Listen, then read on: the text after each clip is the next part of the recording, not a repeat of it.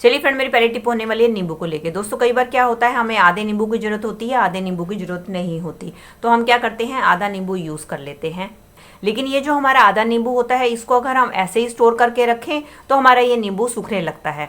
तो आपने क्या करना है, जब भी आप आधे नींबू को यूज कर लें तो इसका ये जो आधा वाला हिस्सा है उसके छिलके को आप बिल्कुल भी ना फेंकें। आप क्या करें, जब भी आप नींबू को स्टोर करके रखें तो आप क्या करें, ये जो नींबू का छिलका है, तो इस तरीके से आप क्या करें, नींबू के छिलके को आप अपने नींबू के ऊपर इस तरीके से रख दें। और रखने के बाद आपने लेनी है एक टूथपिक, और टूथपिक लेने के बाद आप इसको इसके साथ ज्वाइंट कर दें। इसके बाद आप इसको फ्रिज में स्टोर करके रखेंगी तो आप देखेंगी कि आपका नींबू बिल्कुल भी सूखेगा नहीं, और जब भी आपको जरूरत होगी इसको यूज कर सकती हैं। आपको पहले जैसा ही फ्रेश नींबू मिलेगा। दोस्तों कई बार हम ब्रेड सेकते हैं तो क्या होता है, कई बार गलती से हमारी ब्रेड बहुत ज़्यादा सिक जाती है और इस तरीके से काली हो जाती है। तो इस तरीके की ब्रेड खाना किसी को भी पसंद नहीं होता। तो अब हम क्या करते हैं, इस तरीके की ब्रेड को उठाकर फेंक देते हैं।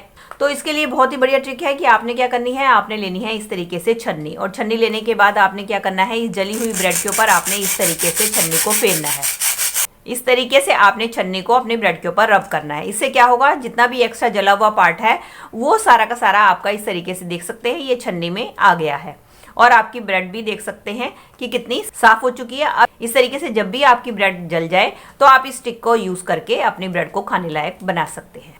जब हम इस तरीके की बैली को पहनते हैं तो अक्सर आपने देखा है कि बैली जो है हमें यहाँ से पीछे से बहुत ज़्यादा काटती है, जिसके कारण हमें बैली पहनने में काफ़ी दिक्कत आती है।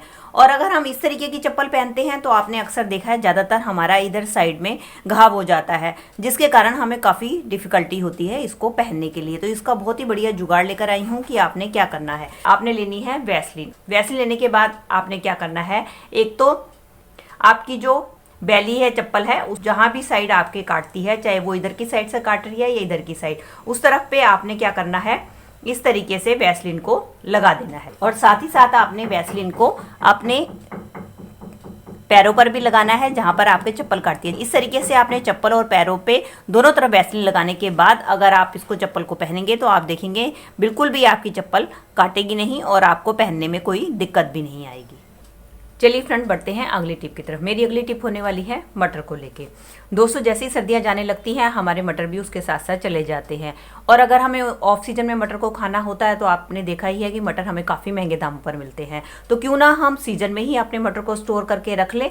तो आज मैं आपको मटर को स्टोर करने के कुछ आसान तरीके बताने वाली हूँ, जिसकी मदद से अगर आप मटर को स्टोर करके रखेंगे तो आप पूरे साल भर तो मटर को एंजॉय करेंगे, साथ साथ अपने पैसों की भी बचत कर पाएंगे। चलिए देख लेते हैं पहले मेथड में हम मटर को कैसे स्टोर करके रखेंगे। उसके लिए मटर को आप छील लें। छीलने के बाद आपने इस बात का ध्यान रखना है कि कोई भी गला सड़ा मटर है तो आप उसको मटर को निकाल दें, क्योंकि वो मटर जो है आपके सारे मटर को खराब कर सकता है। उसके बाद इसको स्टोर करने के लिए ना तो हमें कोई मटर को धोना है, ना कोई इसको सुखाना है, और ना ही हमें उस मटर को भिगोना है। आपने लेनी है इस तरीके की जिपलॉक की थैलियाँ, जो कि आपको मार्केट में आसानी से मिल जाएंगी। तो आपने क्या करना है, जो भी आपने ये मटर हैं इसको आपने डायरेक्ट इस तरीके से थैलियों के अंदर डाल देना है। ये देख सकते हैं, ये मैंने इसके अंदर डाल दी है। अब आपने क्या करना है, इसमें से जो है इसकी सारी की सारी एयर को निकाल देना है, और इसके बाद अब हम मटर को इस तरीके से सील कर लेंगे।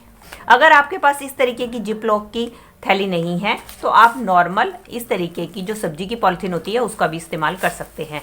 इसके अंदर भी आप इस तरीके से सारे मटर डालकर आपने क्या करना है, इसमें से पहले तो एयर को निकाल देना है, और एयर को निकालने के बाद आपने इसकी इस तरीके से गिठा बंद करनी है और इसको अपने फ्रीजर में स्टोर करके रखना है। ये तो हुआ पहला तरीका मटर को स्टोर करने का। चलिए मैं अब आपको दूसरा तरीका बताती हूँ कि किस तरीके से आप मटर को स्टोर करके रख सकते हैं। और अगर आपके पास इस तरीके की बोतल है तो आप इसके अंदर भी मटर को स्टोर करके रख सकती हैं। ये तो हुआ पहला तरीका मटर को स्टोर करने का। चलिए मैं अब आपको दूसरा तरीका बताती हूँ कि किस तरीके से आप मटर को स्टोर करके रख सकते हैं। उसके लिए मैंने एक बर्तन में पानी उबलने के लिए रख दिया है। जैसे ही पानी उबलेगा हम क्या करेंगे, अपने मटर को इस उबलते हुए पानी में डाल देंगे और 4-5 मिनट के लिए इसको उबलने देंगे। जैसे ही मटर उबल के ऊपर की साइड पे आ जाएंगे तो हम क्या करेंगे, एक दूसरे बाउल में मैंने ले लिया है पानी और उसके अंदर डाल दिया है थोड़ी सी बर्फ की टुकड़ियां। अब हम इस मटर को उस पानी के अंदर ट्रांसफर कर देंगे और इसको थोड़ी देर के लिए छोड़ देंगे। इससे क्या फायदा होता है, एक तो अपने मटर का आपका जो बॉइलिंग प्रोसेस है वो खत्म हो जाता है।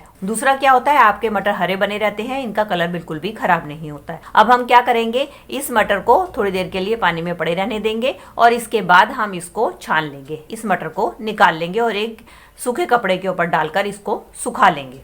अब इसको स्टोर करने के लिए आप इस तरीके के कंटेनर का भी यूज कर सकते हैं। अब आप क्या कर सकते हैं, इस तरीके के कंटेनर में इस तरीके से बंद करके आप इसको अपने फ्रीजर में स्टोर करके रख दें और जब आपको जरूरत हो आप निकाल के अपने मटर को एंजॉय कर सकती हैं। तो दोस्तों ये थे मेरे कुछ मेथड्स मटर को स्टोर करने से लेकर। अगर आपको थोड़े टाइम के लिए मटर को स्टोर करना है तो आप इस तरीके से बोतल में भी मटर को स्टोर करके रख सकती हैं। तो दोस्तों मैंने ये आपको कुछ तरीके बताए मटर स्टोर करने के। इनमें से जो भी तरीका आपको सही लगता है उस तरीके से आप मटर स्टोर करके रख सकते हैं और पूरे साल अपने मटर का मजा तो ले ही सकते हैं, साथ ही साथ अपने ढेर सारे पैसों की भी बचत